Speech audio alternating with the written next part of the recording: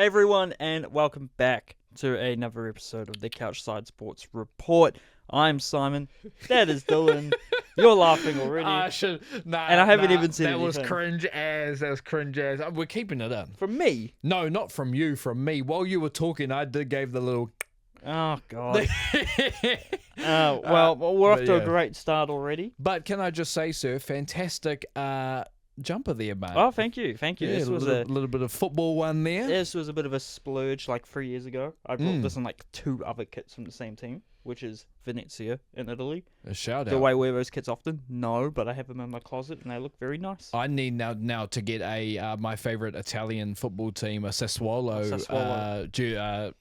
Jersey now, something along those lines. But I imagine it'll be quite a bit of money. So I think this was quite a bit of money, but I had to get the nice little jumper. It had to be done. Makes me look like a very suave Italian man. Might have to be a team I rebuild on FIFA, mate. Might have to. Might have to do it now. But I'm doing Sassuolo at the moment, so of course it'll have to be after that. But how you been, mate? I've been good. A bit tired, but it has been busy as. It's been very busy. Watch a bit of sport, obviously. Yeah, mate. Had work. Had social commitments to live up to. so to live up to. To live up to. Was that right? Catching up with friends and all of that jazz. But no, we're good. We're Gucci and ready to talk about some sport once again. Absolutely. Before we do that, though, just wanted to... this guy's got his Flash jumper on. I've got my $25 Warehouse Aotearoa shirt that makes me look like I'm in the New Zealand American football version of High School Musical. Yep. Look at Troy Bolton over here. Aotearoa High, baby. But before we start anything, go and follow us on the TikTok and the Instagram at CouchSide.network. You can subscribe as well, CouchSide Network on YouTube, and we'll have this up on Spotify afterwards as well. But let's get in to the local sport where for once we're not talking about the All Blacks. Well, not yet, no. No. We will have to talk about them eventually. They did not play last week, and they will not play for almost a month. But still, Is it 17th of August, the next one? 17th of August. Yeah. They still sneak into the news, as they always do. But we're actually going to kick it off with the other version of rugby. We're going to kick it off with rugby league. Yes, sir. The NRL, which is still very much in action, and we had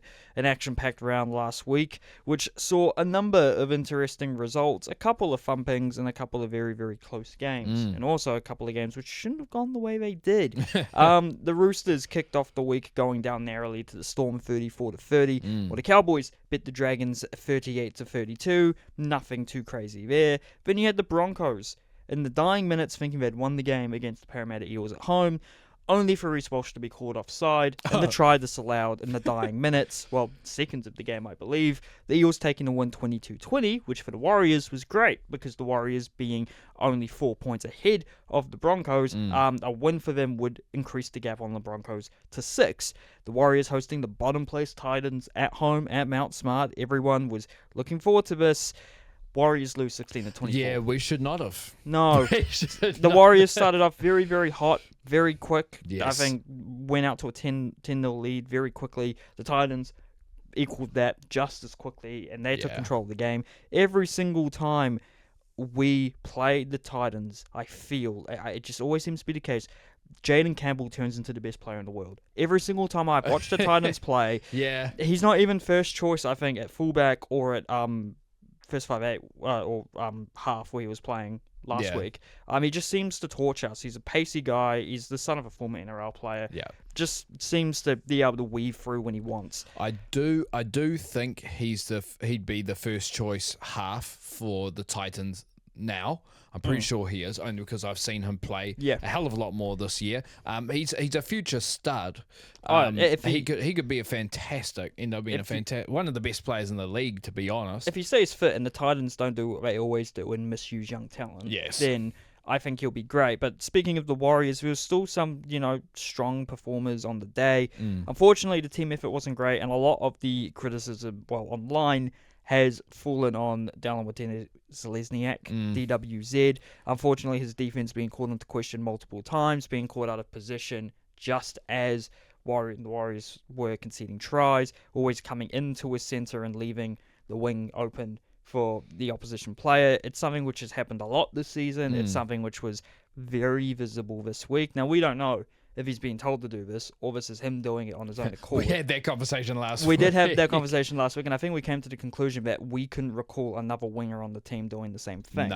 Nah. So there was also no Tane Topiki at all in this team, in this squad in this game, because Chance was back from injury. I don't think he was too bad. Chance always puts in a solid effort. Yeah. But I think the common consensus, I think most Warriors fans wanted to see Tane start over Dallin, and I honestly think give it one shot. If he performs so much better, then so be it. We can work out what to do with Dallin, but because. Roger's a great wing, and Roger was good. Roger's always good, even on the wing to this day. Yeah. And you need someone, not nearly, as good as Roger, but someone who can hold up, on defense as well. And unfortunately, it just seems that Dallin gets caught out in the wrong place in the wrong time, and it seems to happen way too often. And offensively, he hasn't had his best season. Yes, he's been injured this year. He's missed time of injury. Last year was the same, because obviously we look back to that 2023 season when he was electric and scoring multiple tries a game, and you forgot about his defense.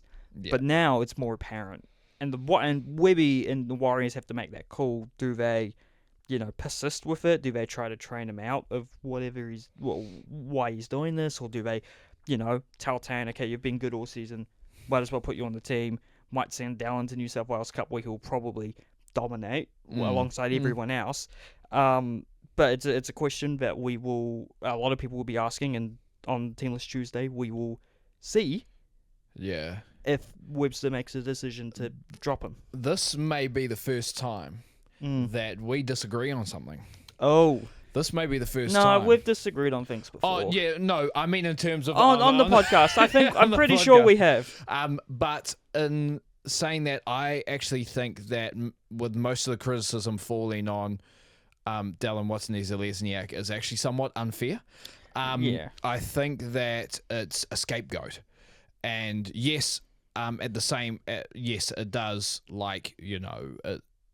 what's it called? Yes, he does have that unreliability on defense, but I do think it's somewhat unfair for multiple reasons. But I want to get this out of the way first. Tane Tuopik is a great talent. Yep. I still think in terms of being a full-time starter, I still think he's maybe a year or so away. I think that, and also he's still a fairly small guy. And I don't usually care about size, because if you can play, you can play. Yeah. And look, he's played he's played games before. I think he's better clearly at fullback than he is at winger. He's not starting over Chance. Chance is fantastic fullback. But I still think he's a year or so away, and a little bit of built up muscle away from being a starter. In saying that, this was the first game I watched, because I watched this game. Yeah. This is the first game I watched of the Warriors where I really thought we really missed both Metcalf and Mitch Barnett. We've been missing them ever since they both got injured. Yeah. We can't, say that we're not. Yeah. Although I feel like in the forwards we're a little bit more stacked than we are in the in the halves, in terms of we can, make up that impact in the forwards a lot easier than in the halves. Yes. But the thing is with NRL, you get a lot of guys who are genuine NRL started quality, but because of the limited amount of positions for backs in the NRL, they won't play, they won't start, they'll be stuck in New South Wales Cup. Because you really have a back on the bench, and if you do, you have one, and they're really there to cover hooker. Because it's not worth wasting one of your 4 interchange spots with a back. So, unfortunately for Tane, he's not going to be able to be on the bench. And he, in my opinion, is genuinely, he's shown it last season that he's quality. Mm-hmm. He can start. Unfortunately, with the backs at the Warriors being quite stacked, and having performances from the last 2 years in favour of a lot of players, like with Dallin in 2023, and how good Chance and Roger have performed in other years, and the likes of Pompey and Berry and everyone. Yes. I think Topiki is genuinely starting quality. It's just he can't get in the team because of the amount of limited positions, and you see a lot of starting quality guys in New South Wales Cup in rugby league, because they have to play somewhere. And in terms of his heights, there are quite a few other shorter guys who are doing very well. And some who they do get criticised as well, but they also do, play very well. Reece Walsh is not the tallest guy. No, that's a very good point. I don't want to. I think Keanu Kinney might not be the biggest guy of the Titans. I know Farlonger of the Storm isn't the biggest guy. I know some of his guys do also have defensive concerns, but the first thing which comes to my mind about Tane is that he doesn't have defensive concerns. Yep. And he can play fullback really well, but he can play on the wing, and he always, he always seems to, have something in him when he's got the ball. Yeah. Maybe more so than Dallin has this season. And and Dallin's he's not super old. I think he's almost 30. I know he's on a lot of money, and I know there'll be a lot of teams who'd be very keen on signing Dallin. And I think long term, the Warriors, if they have to keep one of Tane or Dallin, in my opinion, you're taking Tane, because long term, you've got more. He's better at fullback than Dallin is at fullback, and I feel like he probably fits the Warriors as a player long term more than Dallin. It pains me to say that, because I love Dallin, and he brought a lot of joy to the Warriors in 2023. He still does whenever he scores, and puts it on the corner midair, doing his thing. So it's on Webster and the rest of the team, what they're doing. I hope there's not an overreaction. No, because look, I'm not saying like when dropping him's not an overreaction. Yeah, I don't think it is. In the NRL, it's cutthroat. If you have a guy who's been killing it whenever he gets in the team because of injury, and is killing it in the New South Wales Cup, you have a guy who struggled to come off injury and is just trying to get back into it, and if he's multiple weeks in a row showing the same mistakes and it's not getting better, then, and if you have another guy perfectly there, give him a shot. Like, I think, you're not doing yourself the right service if you're not trialing out all your options. And if it doesn't work, Dallin gets back in the team. It's not that difficult to do that. Like, we're not going to kick him off the team. Well, Webster's not going to kick off the team and say, that's it, you're not coming back. That's not how it works. He'd have to be really bad, and he hasn't been really bad. No, but I still think it's unfair to use Dallin Watson as a Lesniak, and that game's I'm not saying he was the only scapegoat. I'm not saying that's the reason why we lost the game. I'm just saying that the majority of the criticism on that performance has fallen on him, and that I think is unfair. Because the team performance, the chemistry is obviously still developing a little more with players constantly getting hurt and coming back and getting hurt, and that doesn't help. But individually, he did not have a good performance. It appeared that it was a big reason why at least two of those tries were conceded, because he was out of position. If another winger was there, there's a very good chance that those tries weren't scored in that specific instance. Were they scored later on? Who knows? But I feel like, and this has been called out for multiple games this season. So we'll see what Webster does. I don't think it's an overreaction if he drops him, because Tane deserves to start anyway. It's not like you're dropping him and you don't have anyone to replace him. That's, No, that's a good point. That's when you're going like, oh shit, okay, I'm panicking. You're not panicking if you're replacing him with Tane. That's not a panic move. Like, Tane's proven this season and last season he can start in the NRL. And he should be starting for the Warriors, but unfortunately, we've got logjam in the backs with Chance at fullback. You've got Roger on the wing. You've got Dallin on the wing. You've got other players who can play on the wing. In the centres, you have Pompey, you have Berry, you have Leotawa, you have, at least this season, Kalani going before he goes to Rabbitohs. You have Kossi, who everyone has their opinions on Kossi as well. It's obviously not fair, not fun when anyone gets dropped, but I don't think it's the worst idea in the world to play Tane. But next week, the Warriors do host the Dolphins. The Dolphins obviously known for high-scoring exploits this season, but we did beat them last time round.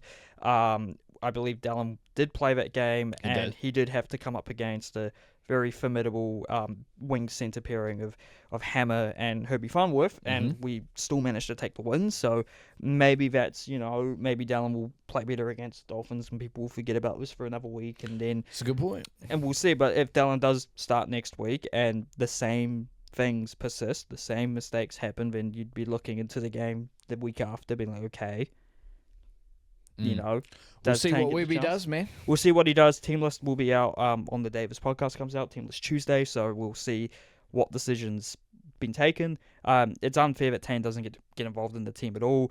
Obviously, they already have Timati Martin on the bench most weeks as he covers half, covers hooker. They're not going to put Tane on there. because then you lose 3 forwards. So we'll see what happens. But the Warriors, not a great result, and they weren't unable to take advantage of the Broncos dropping a home game to another one of the poorer teams in the comp in the form of the Eagles. But moving on, it wasn't the worst loss any team had this week. It never is. An 8-point loss. The Panthers absolutely bit down the West Tigers 36-2. The Rabbitohs going down narrowly at home 12-14 to the Sharks. The Raiders put 44 on the Knights, 44-18. And then the Bulldogs end off the round with a massive 42-4 win over the Sea Eagles. The Sea Eagles, being a fairly competitive team, is quite remarkable that they've lost by 38. Although this is the first real big Bulldogs when I think in a little bit. I might be wrong there. But your top three is still Raiders, Bulldogs, Storm, but they're all separated by 2 points now. The Raiders are on 36 points for context. The Warriors are still fourth. They could have a 5-point gap if they had won against the Titans, but obviously they didn't. The Panthers, after that win over the Tigers, are now just 3 points behind the Warriors in 5th place, and the Broncos are a point behind them in 6th. Then you have the Sharks level on points with the Broncos in 7th, and the Dolphins round out the top 8 on 24 points. The Sea Eagles, who got pumped in that round, are level on points with them in 9th, and because of their win in Auckland, the Titans have overtaken the Rabbitohs by 2 points on points difference to be level on points on 16th. The Bunnies are now the worst team in the competition. Warriors host the Dragons on Friday at 8 p.m. No massive matchups next week, but a couple of decent games. West Tigers, Bulldogs will be fiery because, you got teams in the west of Sydney facing off against each other. And then you have the Sea Eagles taking on the Roosters, which both teams are fairly close to each other in the table. Yeah. The Sea Eagles will not be wanting to get thumped again. The Roosters obviously came close to beating the Storm last week, so they'll be hoping to avenge that. But we'll see what happens on Teamless Tuesday. Does anyone come back into the Warriors? Does anyone move out the team? And also, centres have been injured. Like, there's obviously been no Leotawa. Capewell has been playing in the centres and not at the forwards. We have to keep that in mind. Capewell's probably better in the forward pack than he is at centre. Yep. He does the job at centre, but he's better in the forward pack. And I feel like in some cases that does sometimes ping us a little bit. Yeah. But it's, circumstances, right? It's not something where you go, drop Capewell in if you're going to drop down. But Capewell's there because there's no one else. Yeah. You can kind of see the athletic difference when Capewell's playing to in the centre to when he's in the forwards. Yes.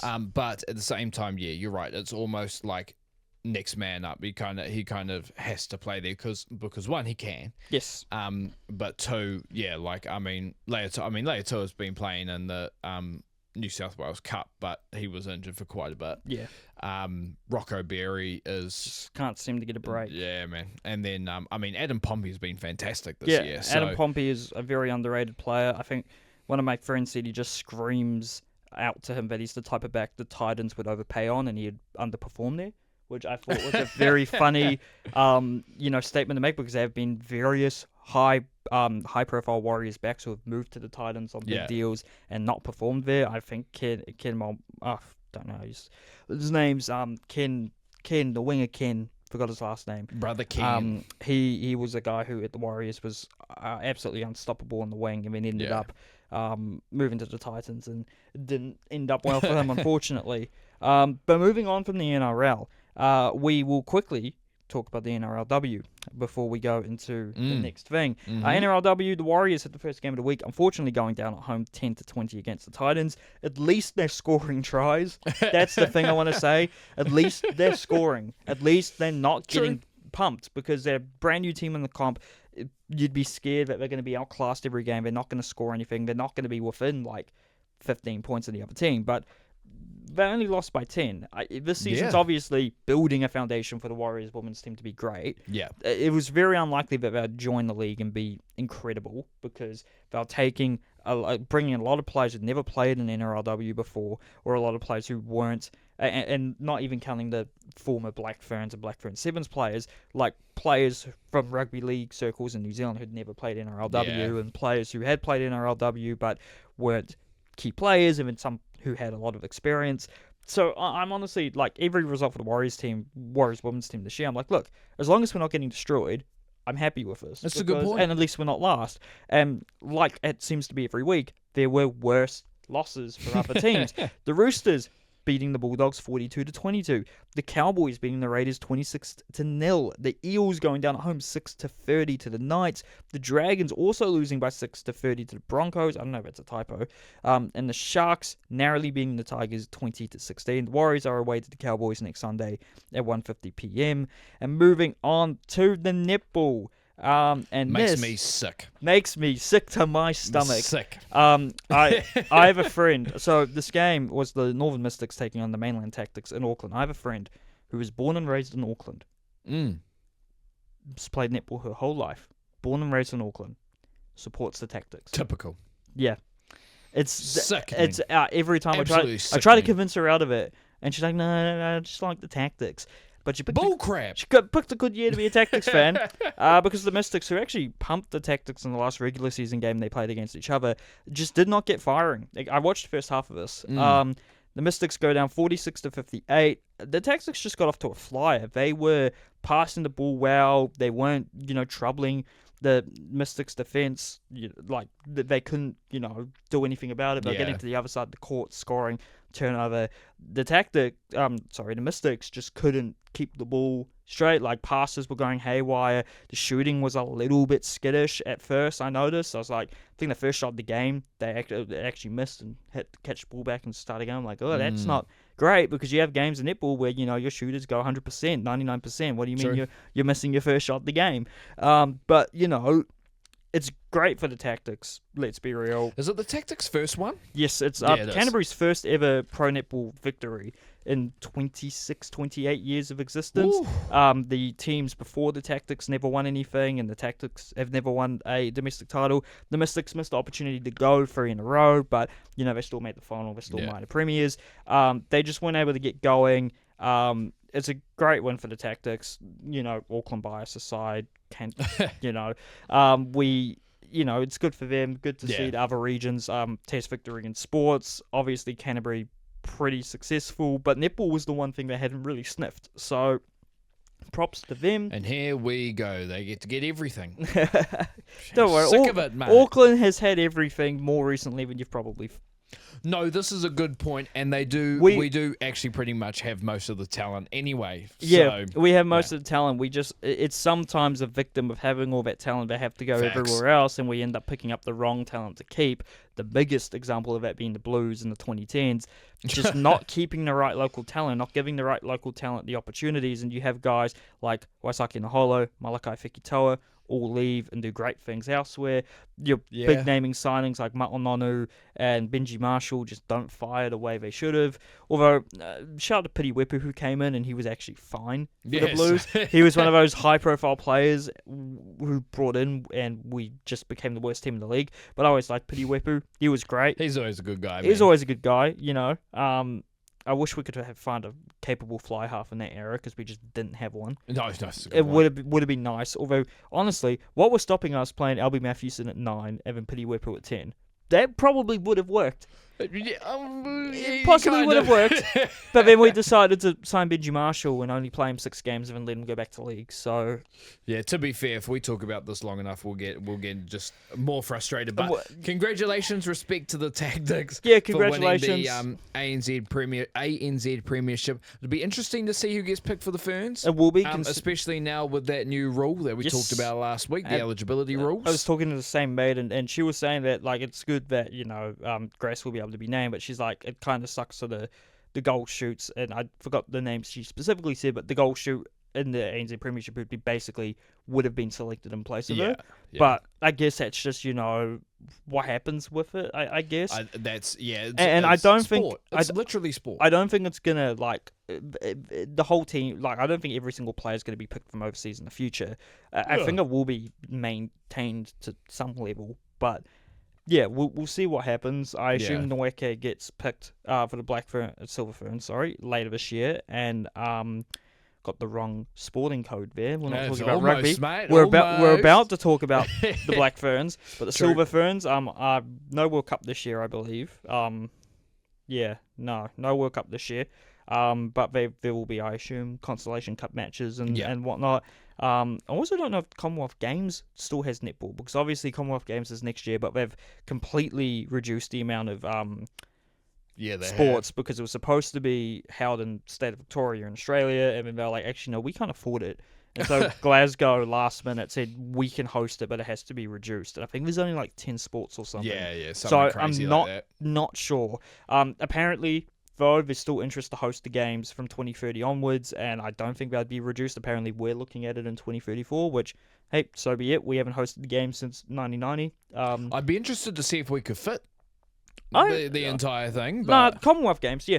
Easy. Yeah. I wouldn't say easy, but we could do it. It would probably, at this point now, these old, like, one city events have basically became nationwide or regional events now. That's a good point. Like, the Olympics is much more leaning into being a regional thing now than it was in the past. Well, it kind of has to be now. Yeah, how big, especially the Olympics, where you have 20,000 athletes coming in every game for countless different codes of sports, and you're not going to have the venues for everything.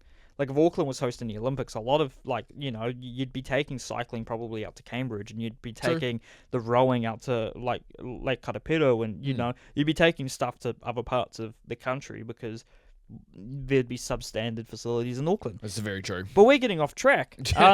Moving on to rugby union, which I think is the last bit. Yes, it is. Well, I've actually forgotten to put in. I'll just mention this now. The Wellington Phoenix won their first Australia Cup game of the season last night. I did see that. Forgot to mention. That was on penalties, eh? On penalties, rain-delayed game.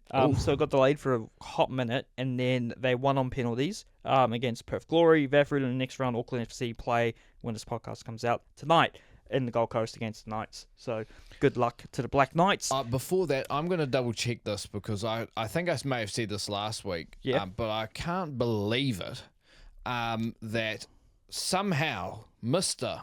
6'6" himself, Lucas Kelly-Held, and please don't tell me he was there again. Please don't tell me he They're playing 3-4-3 now. Oh my God, he's playing in the midfield. 6'6" in the midfield, bro. That'll change. That'll change as the season goes on. He's playing anything but what he probably should. What he should. I think he eventually will, which is centre back. Centre back, yeah. But that height. Crack up, man, crack up. But he did actually score in that game too. Yeah.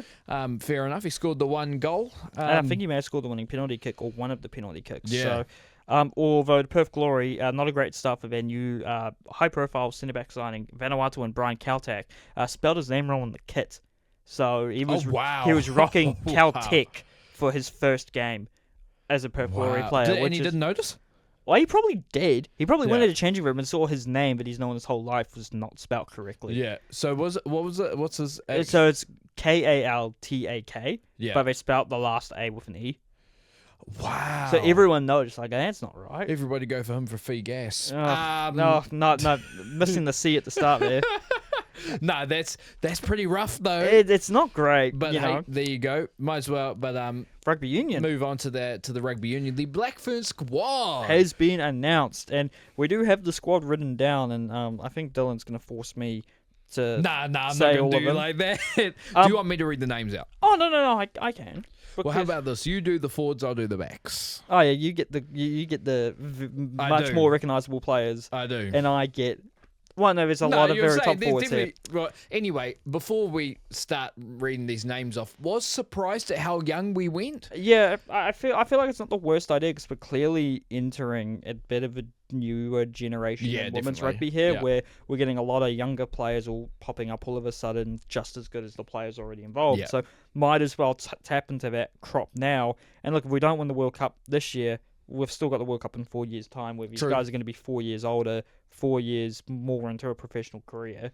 Could be very dangerous, and they already have all played with each other before. So it's might as well pick a lot of these guys. And I think the majority of the team is selected on merit. So, they definitely they're not selecting a young player just because they're young. They're selecting them because they're good. Yeah, and to be fair, haven't we won the last 2 World Cups? I know we won the last one. Did we win the one before, or was that England? I have a feeling England won that one. I'm going to double check that. You double check that, but that game, the last World Cup. We talk about it every other week. I know, but that's still the best game of rugby. I have a feeling the game's free on YouTube. So if you haven't watched it already, watch the the Women's Rugby World Cup final from 2022. Although it's the 21 edition. 21, yeah. Great game. Hopefully the Black Ferns can pull it off again this year. True but that. I'll go over the forwards now. Your props, you have Kate Henwood, Oh God, Simon, Jesus Christ, Afina. I rushed into bed so quickly. I was like, shit, I haven't given myself time to put Afina Tangen Wanohu. Nice. Very good. I feel like a fucking school principal right now. And then Chris Felico. You said props. You tied it props. You have Tanya Kalunivale, Visinia Mahutariki Fakalilu, and then Amy Rule. I know who Amy Rule is. I don't know why. And then hookers, you have Atlanta Lolahea, Vicky Rose Green, and Georgia Ponsonby. Also recognise Georgia Ponsonby's been playing for time now. You have the locks. You have Laura Bayfield, Alana Bremer, Chelsea Bremer, and then Maya Ruse. And then in the loose forwards, you have Leona Mikiali Tu'u, George Miller, Kaipo Olsen-Baker, Layla Say, and Kennedy Tukuafu, who is one of the co-captains. Yes, sir. And do you have confirmation who won the last World Cup? And we did win the 2017 Rugby World Cup. Oh, yeah. So we've won the last two. England have lost to us twice. Oh, yeah. in the final. And while you search, I'll get you to search up all the historic World Cup winners to see all of them, because I have a feeling we've won quite a few in a row. I'll actually name off the backs. Go for it. Halfbacks, you have Iritana Hohaya, Maya Joseph, and Lissaliana Porty Lane. First 5'8", you have Kelly Brazer. This is her first selection since 2017. She missed the last World Cup squad. Then you have Rohe Demant. Midfielders, you have Sylvia Brunt. You have Amy Duplessis. You have Teresa Stefano. And you have Stacey Walker. Very stacked midfielders. And also Demant can play in midfield. And a player we're about to name can also play in midfield. And in the outside backs, you have Renee Holmes, you have Aisha Liti Liaga, you have Braxton Sorensen McGee, you have got Caitlin Varcolo, and the greatest of all time, who can also play at centre, Portia Woodman Wycliffe. Facts. Non-travelling reserve is Crystal Murray. I feel like this is a very good team. Obviously, no Ruby Tui, the most recognisable name left out. Yeah. She wasn't in the initial Blackburn squad this year. She did work her way back in because of injury. We thought for a second she was going to sneak in. Unfortunately, she didn't, but she was actually at the squad naming in Wellington, congratulating everyone. Because I think at that point she's won World Cup, she's won 7 series. I think she's won Olympic gold. I think she did in 2021. So I think she's honestly just happy to still be called up and just, seeing the game grow. And she's a massive, massive name in all of rugby in New Zealand, like not just the women's game. She's probably one of the most recognisable rugby players in the country. Agreed. So, just props to her for, keeping the positive attitude because, if she wanted to, she could mouth off at all the younger wingers for taking her place, but she wouldn't do that, and players shouldn't really do that. And it actually brings up just on a little bit of a tangent, because it's a problem I have with the NBA, and yes. I've played basketball since I was 9. Yeah. But like seeing some of those older NBA players, like just talking about, it would have been better in my day, stuff like that. Well, guess what? It's not your day, son. The NBA punditry scene. That's bad. For people who don't know, the NBA just signed a massive new broadcast deal. So for the first time in like 30 years, how the NBA looks on TV will be quite a lot different. Quite different, yeah. So TNT will no longer be airing most of the games. They've been split between a whole bunch of different networks, and some of the pundits and the commentators have been revealed for nationally televised games, and a lot of people are like, these actually look like good pundits, because they are good basketball pundits, and I think a lot of the ones which get quite criticized, and most of the time the old heads you're talking about aren't like the commentators or the pundits. They've got their own podcast, to capitalize on their 12-year career as a journeyman in the NBA. Or, I was a role player for 10 years, but I'm better than every All-Star now. It's like, I get you've got to criticize. Yeah. That's just a part of life. I think a lot of the NBA criticism is also is more. The criticism comes from the players' insecurities more than anything. Yeah. And it also comes from, unfortunately, and this is the first, I think, slightly controversial thing I'm going to say on this podcast. And we're not even supposed to be talking about basketball right now, but I'm going to, I'm still going to roll with it, is that I think there is a bit of a, how do I say this without coming off the wrong way, is that you know exactly what I'm getting at, is that I think that the tensions between players of African American descent and white descent, specifically the new European players coming in, and dominating, like your Jokic's, your Doncic's, and also to an extent your Giannis's, even though he is ethnically Nigerian. Yes. And I think you have a lot of, former NBA players, the majority of whom who are African American, criticizing these guys because and not because they're white and they're European, but because the style they played is completely different. And back in the days when they would have been playing, we're talking late 80s, 90s, early 2000s. Yeah. A lot of the time, I mean, you had Tony Kukoc, who was great for the Bulls. Yes. You had Dražen Petrovic, rest in peace, who was great for the Nets. He would have been an absolute problem long term if he hadn't passed away in a car crash. Exactly. And you had guys like Dirk, who, they absolutely, I wouldn't say dominated, but he definitely did a lot better than what anyone else thought. But those guys came in being known as soft. Like that's what the thing was, and I'm looking as like because we're international to the States. Any player from the former nations of Yugoslavia is soft. No that's way. Crazy. These guys escaped potential war crimes. Facts. If these players were like a lot of the guys who are coming from the former Yugoslav countries, like. They were savaged by war for 30 years. Crazy. The amount of crazy stuff which happened there, they're not soft players because they didn't grow up in certain parts of the United States. It's a whole mindset of some Americans, not all Americans, closing off that life can be difficult in other countries. Well, America's very patriotic as well, so it's built on. So that it's sad, but also at the same time, style of play or not. I think a lot. Jokic dominant, Giannis dominant, Doncic dominant. It's going to change. I think it's going to be less and less of that criticism as time goes on because a lot of the top European players coming in now are players of mixed race. So I feel like it's going, like you already got Wembanyama, being labelled as a potential problem for everyone. Yes. You've got a lot of top guys from Europe getting drafted in the top 5, top 10 every year. But I'm interested to see how basketball goes. Literally, you had 2 French guys as the number 1 and 2 picks in this past draft, NBA draft, and Zachary Rissache and Alex Sarr. So, it's just part of basketball being global. Global, and you want basketball to be global. Absolutely. And then don't get us started on the whole world champions bullshit. Because, come on. Because Noah Lyles made a valid point and became one of the most hated athletes in America for no real reason. So but to America, it's a real reason. I know. Look, we can talk about this till the from a cows New come Zealand up. perspective, But I also did search up these World Cups as well. So the first one was in 1991. Yes. And the US won it. Yep, I think I knew that. Then 1994 was the next one, and then they started the 4 years after that. 1994, England won it.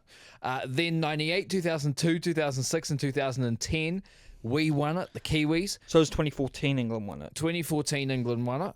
And then New Zealand's won it the last 2 times. So Sweet. New Zealand's won it 6 times. 3-peat incoming, hopefully. Well, let's hope so. Would love to see it. England's tough. They are tough. But the Black Ferns who missed out on that team, the Black Ferns 15, first ever game in South Africa. South Africa not really known as a women's powerhouse with rugby. I know they have a team, but they've never been considered one of the best.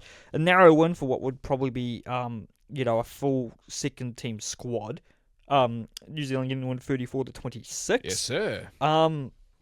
And then I'll just quickly rattle these off now. Yeah, go for it. I'm actually going to do a little bit of international rugby quickly, just with the women's games. There are a couple of women's international friendlies between, A teams.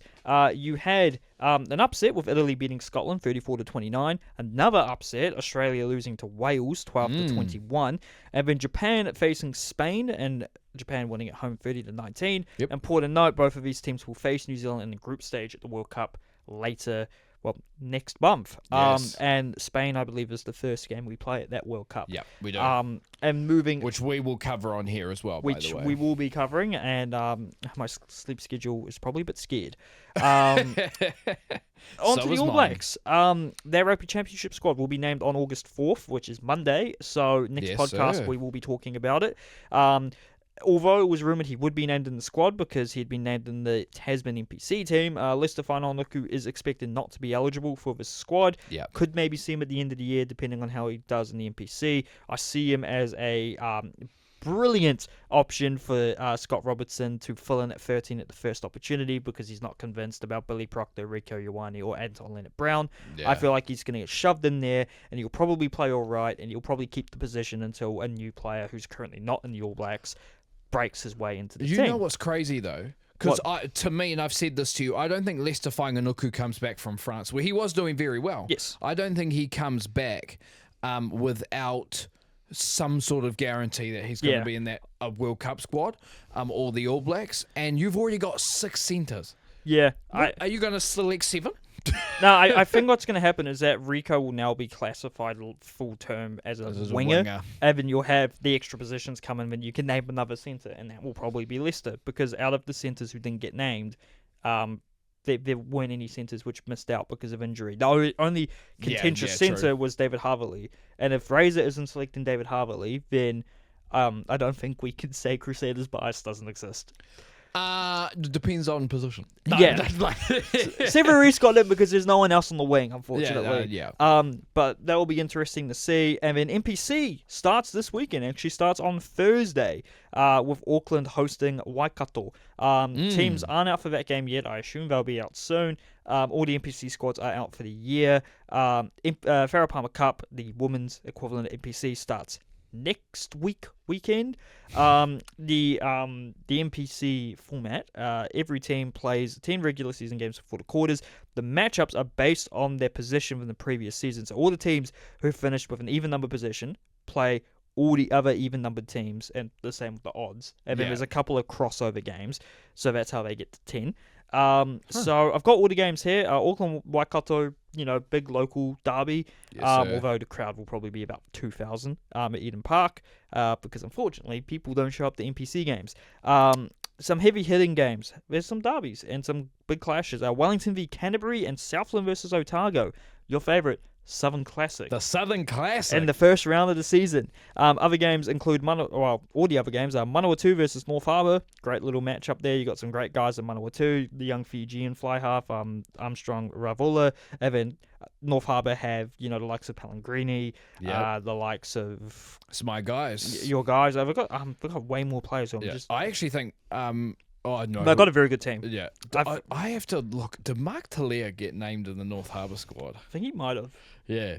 So he'd play. You'd have to. So you have to. Yeah. Taranaki, very strong team on paper, hosting Northland, who've got a couple of good guys. Bay of Plenty also have a pretty decent team. Host Tasman, who their backline this year, even with the All Blacks removed, I believe is Christie, Robinson.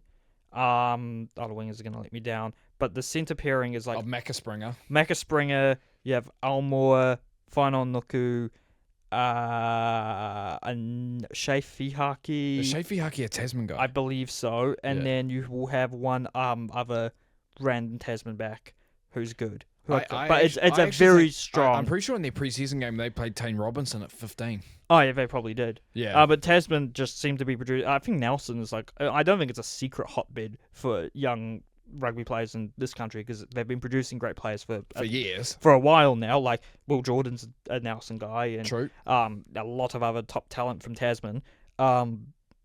And obviously Leicester final. I don't think Leicester's originally from Nelson. I think he's, or maybe he is. I don't know. But once again, we're going to the fact check. I'm usually the fact checker, but I seem to always be doing talking when the facts need to be checked. So Dylan is doing a very good as the fact checker, and then you have Hawke's Bay hosting Counties Manukau. Taranaki currently have the Ranfurly Shield for context.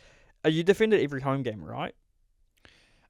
You defend it. Yes, you do defend it. So every Northland get a challenge. Whanganuku is a Nelson College guy. Oh, he is. Born in Tonga, came over. So well, his name is Lester because his dad was playing for Tonga in Leicester, like on the day he was born, the day before. Yeah, which is great. Why he's called Lester, and I think his middle name's Twickenham. Cracker. Or is it? I don't remember. Some player's middle name in rugby is Twickenham. Go back on Leicester's page. Yeah, so obviously that wouldn't make sense if he played in Leicester. Yeah, it is. It is Twickenham. Yeah, Leicester off Key Wales, Twickenham, Whanganuku. I think that's what all the places where his dad played in the World Cup. That's crazy. In 99, because he was born in 99. And his dad was in the Tongan team. So I believe that is why, or another relative. Fun facts from Simon himself. There you go. That's NPC. Very interesting to see. I've got a bit of a rogue pick for a player to look out for. Oh. So this guy's played for Bay Plenty in the past. Is Tomoe Falau playing for Tasman? Oh, yeah, it's Toimai Falau. Oh, that's madness. So for the NPC. Toimai Falau, Springer, then you have Fihaki at fullback, because I believe Fihaki's a Tasman guy, and then you have a centre partnership of Aomoa and Whanaonoku, and Tane Robinson at 10. And Finley Christie at 9. Oof. It's an NPC? Disgusting. An NPC, and that's not even including Will Jordan. And I think there's one other back. Noah Hotham. Oh, dude. No Hotham. I mean, no Hotham play for the All Blacks, but I'm pretty sure he's disgusting. a Tasman guy. That's disgusting. I was going to say, my rogue pick for Auckland, there's a winger, previously played for Bay Plenty, he's only 21. He started playing for All Black Sevens when he got out of high school. And he's actually the younger brother of Malani Nanai, current Samoan international, former Blues guy. And this is young winger Cody Vai. He's only 21. He's been for All Black 7 for the past 2 years. He's been named in the Auckland team after being good at Bay Plenty, and me seeing that he's now been named in the Auckland squad makes me feel like that this is angling towards a full-time entrance into rugby.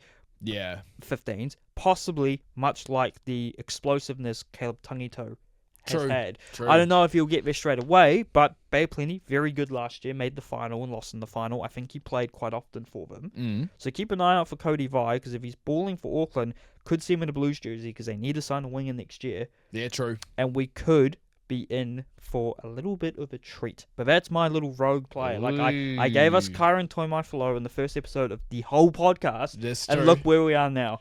All Black rumours. Still hasn't been announced by the Chiefs. I still don't think... Still hasn't been announced by the Chiefs. I have a feeling it may have felt... He's left Moana. That's confirmed.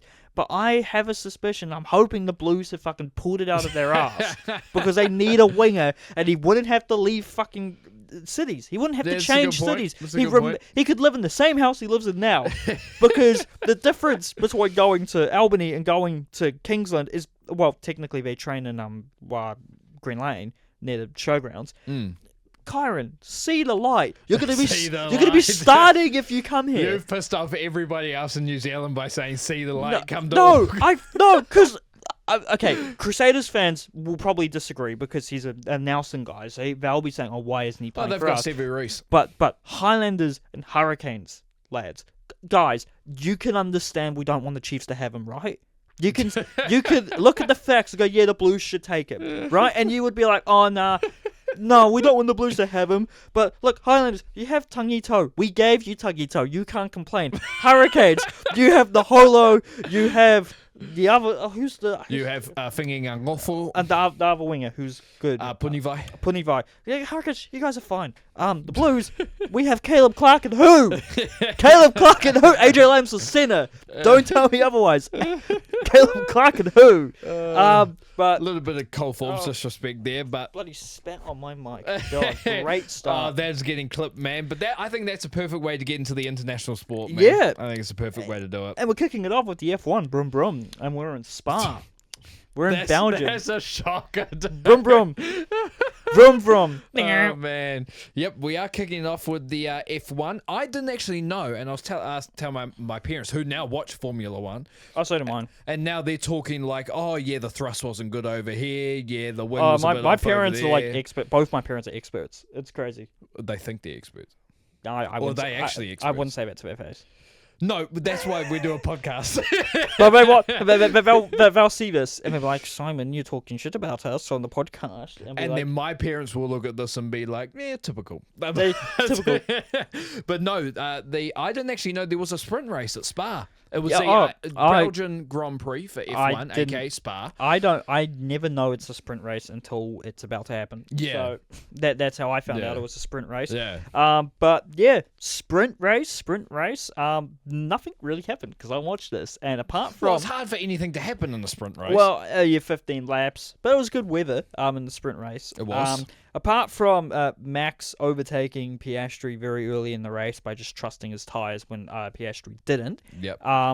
Nothing really happened. Max won the sprint, Piastri second, Norris also got third, so 2-3 for McLaren. You had Leclerc, Ocon, Sainz, Behrman, and Hedger all in the points, Bortoleto 9th, and Liam Lawson in 10th, Yuki Tsunoda in 11th. Qualifying, For the actual race. For the actual race later in the day. You had a McLaren 1-2 with Norris getting the pole. Leclerc again doing very well in third. Max fourth. And Albon in fifth. He's had a bad couple of races. I think he's crashed out of the last two. I think I noticed in the standings, every time he hasn't retired this season, he's finished in the top 10. Yeah, exactly. So he has been very good. He's been great in that Williams car. Yuki qualified 7th, Hadjar 8th, and Lawson, I believe, was 10th or 9th. Sorry, 9th. And he made Q3, which is great. Sir. It was not a great qualifying for Aston Martin, as they made up the bottom places on the grid, with Antonelli, Hamilton, and Sainz also not getting out of Q1. It's a very loaded bottom 5. That's a good point. Just burped there. Whoopsies. Yeah, no, it was a very loaded top 5. I actually think Hamilton might have crashed out of that first qualifying. Possibly. I know Antonelli did. Yep. I'm pretty sure. And Sainz has once again not had the best couple of last races. But we head on to the race though. Yes, we do. Where what happened, Simon, mate? Rain delayed it to start it. Rain delayed the start. But Oscar Piastri getting the win over Lando Norris, who still finished second. Leclerc keeps his place, a very valuable third place for him and for Ferrari.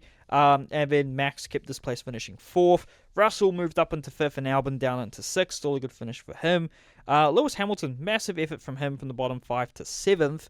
And Liam Lawson goes up a position to 8th, finishing better than every other Red Bull driver except Max Verstappen. Bortoleto still holds top 10, finishes 9th. Gasly gets 10th. I believe Yuki Tsunoda was around 13th. Hadjar crashed down, unfortunately, so he was bottom. And still a lot of big names missing there, obviously. No Kimi, no Aston Martins, no Haas's there, although they did all right. And no Hulkenberg. Yeah, no, Sweet Prince, Nico Hulkenberg. No, Sweet Prince. I've put in the driver standings here. I forgot to put in the constructors standings, so just ignore that those exist. That's fine. That's what I'm here for. He's going to be Mr. Research. This was the 13th Grand Prix of the season out of 24. Piastri leads the Drivers' Championship by 16 points ahead of Lando Norris, his teammate. He's on 266. Piastri. Max is third on 185 points, so quite a big gap. And George Russell is fourth on 157. Leclerc is fifth on 139, and he has got 30 points on his teammate, Lewis Hamilton, who is sixth, who rounds out all of the guys in the 100-point zone. Antonelli is seventh on 63 points. Albon not too far behind on 54 points in eighth. Hulkenberg, 37 points in ninth. And Esteban Ocon, 10th on 27 points. Hadjar is 11th on 22. Lawson is 14th on 16. Yuki Tsunoda 17th on 10. And then when we're talking Constructors' Championship, I mean, McLaren have dominated this year. Yeah, they're winning it again. They're 516 points in the Constructors. They ain't catching up. Ferrari second, though, 248. Mercedes third, 220. And Red Bull, that's what happens when you don't have a bad second car, is fourth on 192. Williams. Yeah, makes sense. Fifth on 70. Kick Sauber, that's Hulkenberg and Bortoleto. They're on 43, but very close to them is Isaac Hadjar, Liam Lawson, and Racing Bulls on 41. Interesting. So that's your top 5, top 6 for the constructors there. Good to see the nice little gap between, a nice competitive between both Mercedes and Ferrari. They're going to be probably swapping second and third until the end of the season, trying to get one up on the other. Will the experience of Lewis Hamilton carry Ferrari, or will the better car at Mercedes on paper carry them through? We'll see what happens. We'll see. Football. Got some little transfer rumours and some completed deals. I'm going to lead off on the first one because we're going to discuss it. Because I've been discussing it at work.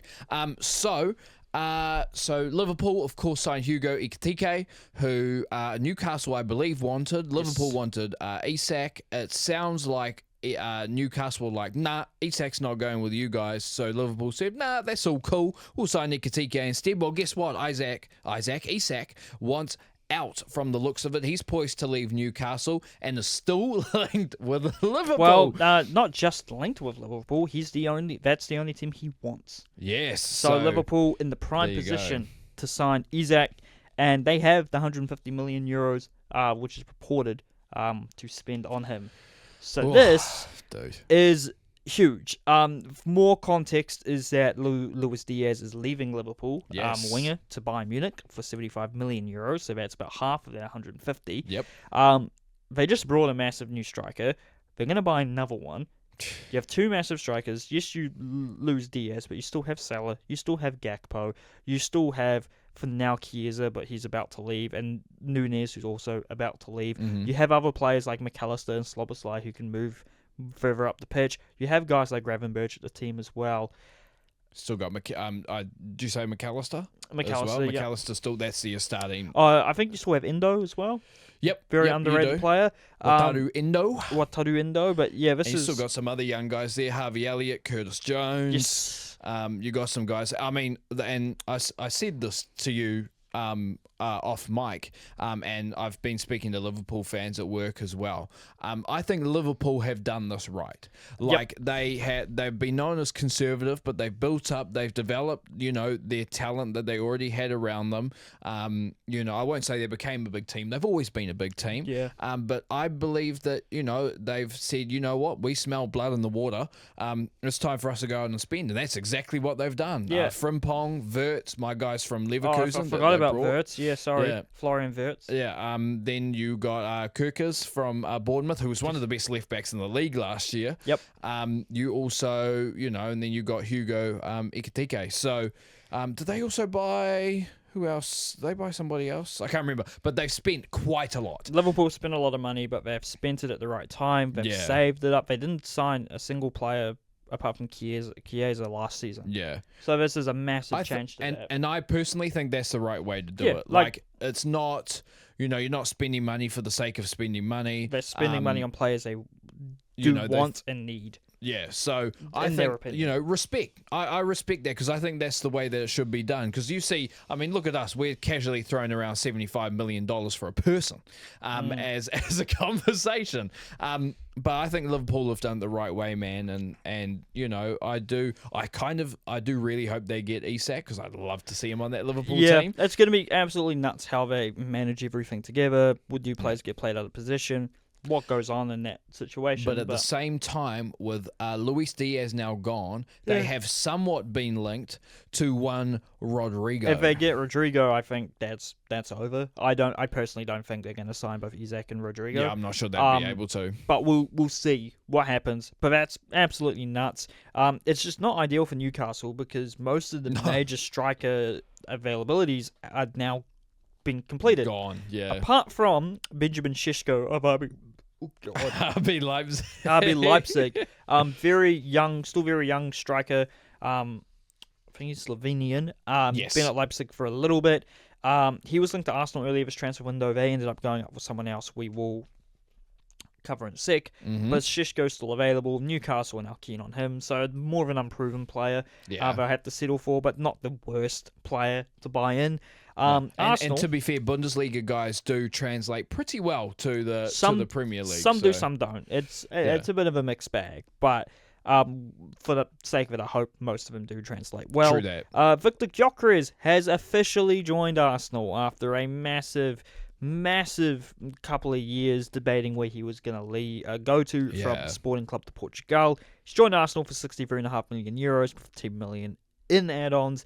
Finally, a proper striker for Arsenal. There's a lot of hype concerning him. He's had, I think, 97 league goals and 102 league games in Portugal.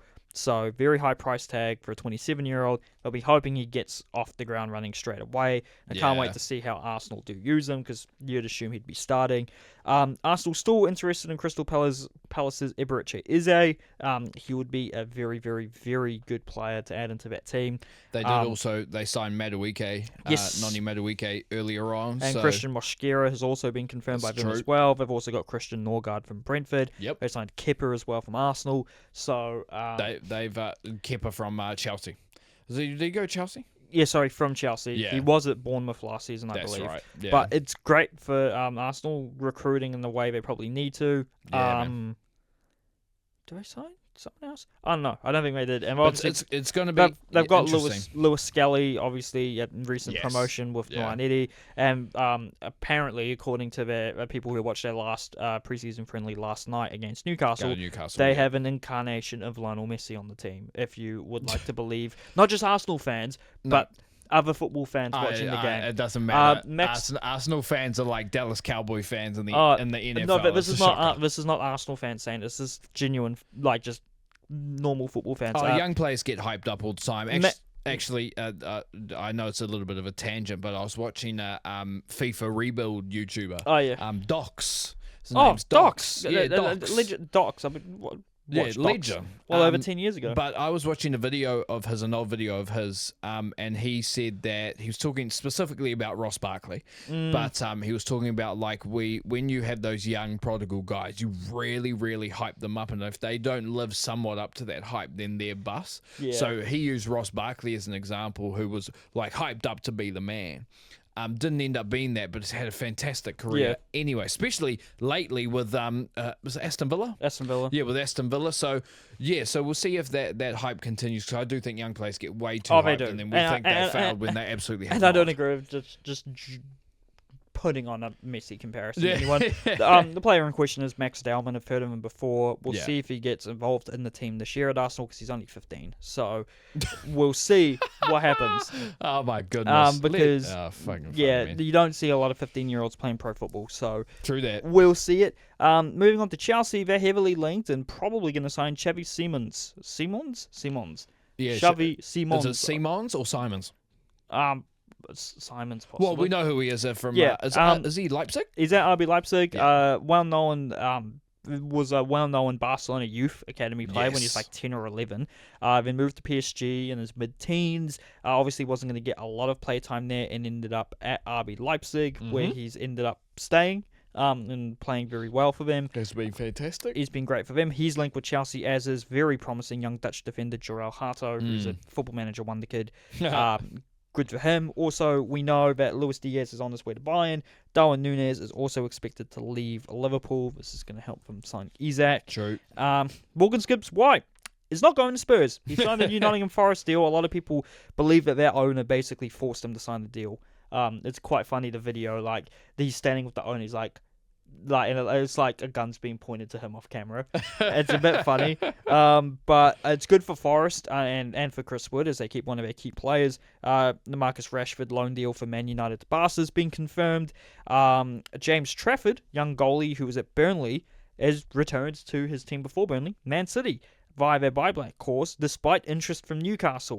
They can't catch a break this one, though. No, they can't. All of their main targets have been signed up. I know they're linked with Mbuemo. They got Alanga, but they obviously are not going to keep Isak. They've lost Ikatike. They've lost Trafford. Oh, well, not signed those players, I should say. Yeah. But not great. Rodrigo de Paul, jokingly known as Messi's bodyguard when they play for Argentina, has joined Messi at Inter Miami for 15 million euros. Thomas Muller is set to reject an offer from Sydney FC in the A-League, which would have been great, to join an unknown team in the MLS in America. It won't be LAFC. Apparently it might be Cincinnati, but we'll see. Yeah. After a great Club World Cup with Fluminense, Colombian winger John Arias is joining Wolves for £18 million. We'll see if that can translate to the Premier League. Surprised it's not a Portuguese guy, but no. There you go. Brighton have signed, AC Milan have signed Brighton left back Pervis Estupiñán in a 17 million plus €2 million deal. Always decent pick on fantasy, like a year or two ago. Good Brighton acquisition, a good sale for them. João Felix was set to rejoin his old team Benfica in Portugal, but he's now moving to Al Nassr in Saudi Arabia. Get the money, baby. Chelsea have sold him permanently, so they needed to sell him. And Heung-min Son has been approached by LAFC in MLS, but talks are in an early stage. First Premier League game of the season is on the 16th of August at 7 a.m. when Liverpool host Bournemouth. Can I just say as well, the football off-season is the shortest off-season in sport. This season specifically because of the Club World Cup. Yeah, but it's like even then, so you've got either Euros or World Cup or Club World Cup. So 1 of 4 years you're going to have a proper off-season. Yeah, it's a bit shit, but, hopefully... For the money they earn, I get it, but... Hopefully common sense prevails. Yeah, true. But we don't have anything set up, but I think the CouchSide Sports Network sets up a fantasy league. I was actually going to talk to you about something different I wanted to do before the league starts. Yeah. Our good old Premier League table predictions. We'll do predictions. I reckon maybe next week, week after possibly. I can't lie though. I've never been a fantasy guy. I'm going to disappoint so many people. Dylan, I'll help you. I'll be nice to you to start off, and then I'm going rogue. Why are you full of shit? I'm not full of shit. I'm not. Oh man, you know me, but I do know you. That's why I know you're full of shit. We might set that up. So check our Instagram stories because if we do it, we'll put the link or the code there, and you'll be able to see if you can beat me and Dylan at fantasy. Even if you don't know anything about the Premier League, definitely can. Just join it. Just join it and like willy nilly pick a team and see what you can do. You might surprise yourself. You might get into football. And moving on to World Rugby, the Lions tour has not came to an end. But still got one more game. But the winner has already been decided. Before that second test, the First Nations at Pacifica took them very close. They did. Way closer than anyone expected. 19-24 in Melbourne. And then the Wallabies versus the Lions in the second test. Lions score at the death to win 29-26 and lock away the series after 2 tests. Shout out to the Wallabies, had that, bro. Shout out to the Wallabies, They played very well for the first half of that test. Massive. I think though they lost the first 2 tests, they overachieved. I think they performed a lot better than anyone expected. Yeah, true. They always seem to be a nation in rebuild, so it's a miracle that they can, face off a team as stacked and talented as the Lions and actually show for themselves quite well. TMO did look at that last try because there were arguments that Jack Morgan had dove into the neck of Carlo Tizzano. Carlo Tizzano tried the acting job. He did flop afterwards. I can't lie. Did you say you think it hit his shoulder and not his neck? So when I watched it, Carlo Tizzano's clearly over the ball. Yeah. So I don't want to say you're exposed that way, but you are. Yeah. To me, Jack Morgan didn't go into the back of his neck. I think it actually looked like upper shoulder. Yeah. So sort of traps area. Which is, rugby's a contact sport, so you can argue it's dangerous or not, as in terms of real life. Yeah. But in terms of rugby, nah. To me, it's definitely not head contact. Whether it's a penalty because he actually fell down and just collapsed over it, I could see that argument. Yeah. But the argument for the head to neck contact, nah, it's not there. But it's not all over. A dead rubber, your favourite word, third test, bloody hell, will be played in Sydney on Saturday at 10 p.m. Hope the Wallabies get a win in that one. Yes, sir. And it's not written down, but Namibia's World Cup hopes are still alive after defeating the UAE about 86-20 or 66-20. Apparently it was like 20-all at one stage in a playoff game to enter the repechage tournament. So Namibia could still be at the Rugby World Cup. Could we see 3 African teams at a World Cup for the first time ever in 2027? Who knows? We may. We already know we're going to see 2 Asian teams for the first time at a World Cup. There's Hong Kong have already qualified. But we are moving on now to today's segment, or this week's segment. It's Random Sport of the Week, and I actually saw Dylan live on the Google Doc. Yeah, you did, because I saw you live typing. I was typing in football transfers, and I saw Dylan write this down. So, hey, Dylan, I'll let you talk about this. Yes, sir. So, for all of my lifting, my weight room, my gym community, I've got you guys. Don't worry. You're heavy lifters. So, Mr. Hafthor Bjornsson, the Icelandic monster himself, who, if you don't know that name, you'll know as the Mountain in Game of Thrones. Big dude. Has been a strong man for years. I think ended up winning World's Strongest Man once. Don't quote me on that. But he was at the last deadlift world champs and was very hyped up that he was going to beat Eddie Hall, the UK's Eddie Hall, his world record of a 500 kg deadlift off the ground. It was rumoured, I say rumoured, but everybody was saying he was going to beat it. And Hafthor Bjornsson, aka the Mountain, does end up climbing that mountain and breaking that record, lifting 505 kilograms off the ground. at the deadlift world champs. He had lifted 501 before that point. Him and Eddie Hall haven't always had the best relationship in the world. I think they actually ended up boxing at one point. That doesn't surprise me. He did that, but it wasn't official, but he counted as the record. Eddie was like, nah, you got to do it officially, mate. Which, to be fair to Eddie Hall, he's come out and actually supported and been like, congratulations to my brother for breaking the record. He'll want to take it back. He's too old to do that now. He ain't doing it. But he can't lift 5 Dylans. No, it's a good one. I'm not even 100 kgs anymore, mate. Oh, so 5 and a bit. Yeah, so that's still tough. Like 505 kgs is no joke. Yes, you have to be strong enough to do that, but at the same time, the headspace that you have to go in, like Eddie Hall talked about when he lifted his 500, he actually had to imagine that was his kids under a car, and that's how he lifted the bar off the ground. Like, it's insane the mental capacity you have to do, not only the physical, to make that work. So Hafthor Bjornsson, congratulations, mate. 505 kg deadlift. Massive effort. Something in the 1,100 pounds for you people that go in pounds, but insane, insane. The burger people, the burger people. I can't say it. I love burgers, but big congratulations to big man. Yeah, big facts. 505 is tough. To a big man, Hafthor. But on that massive, huge, heavy bombshell, that is us. That is for us. Another episode. A nice little. Shorter than compared usual. to what we usually do. Compared to what we usually do. Nice for me because we'll pack this up and I'll be hightailing it to get dinner. To get lunch, is it? Oh, honestly, could be lunch. Oh my God, you've been that busy, mate? No. Well, I had lunch today. Why do you think I've been burping? But yeah, this is a very good point. But thank you so much for listening to us talk shit, talk sport, and watching us talk shit and talk sport. Go follow us on the TikTok and the Instagram at CouchSide.network. Go and subscribe on YouTube, especially if you're watching this on YouTube. Please. Please. Yeah, CouchSide Network on YouTube, and you'll be able to search up CouchSide Sports Report on Spotify as well. But if you follow the Instagram especially, you'll know when it's come out, because we may or may not put a story up when this comes out. So we always do. Yeah, so with that being said, Simon, thank you very much. Oh, and thank you very much for having me. And as we normally do, it's time. CouchSide out. CouchSide out.